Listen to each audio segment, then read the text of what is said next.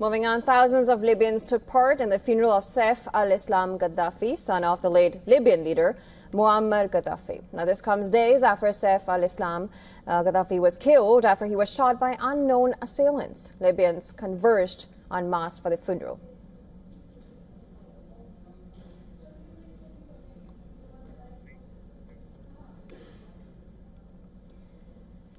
Now, they converged for the funeral at Bani Walid in northwestern Libya. Mourners could be seen carrying the coffin of Saif Gaddafi along the streets of Bani Walid, which is located around 145 kilometers southeast of the country's capital, Tripoli. Bani Walid city today on Friday hosted a grand funeral for the Mujahid, the hero, Dr. Saif al-Islam Muammar Gaddafi, who was subject to betrayal and treachery. We ask God to accept him among the martyrs. Residents could be seen waving the plain green flag, which was Libya's national flag between 1977 and 2011 under Muammar Gaddafi's rule. Mourners could also be seen sloganeering and chanting while also holding the photographs of both the Gaddafis. Frankly, the killing of Saif al-Islam is a horrible crime in the history of humanity.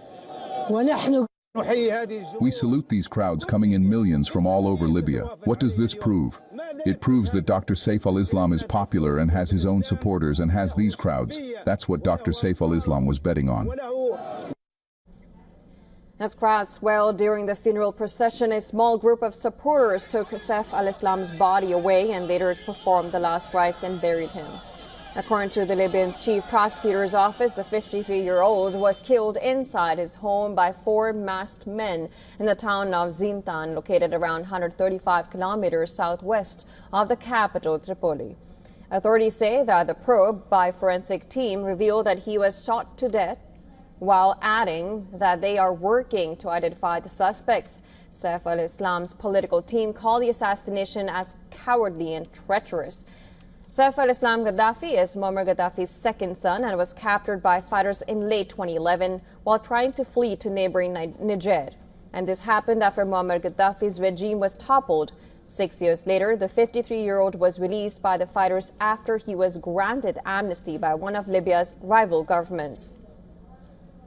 Now, later in 2021, Saif al-Islam Gaddafi announced that he was going to contest in Libya's presidential elections. However, the announcement was met with strong protests from anti-Gaddafi forces. Following this, Libya's High National Election Committee disqualified his candidature.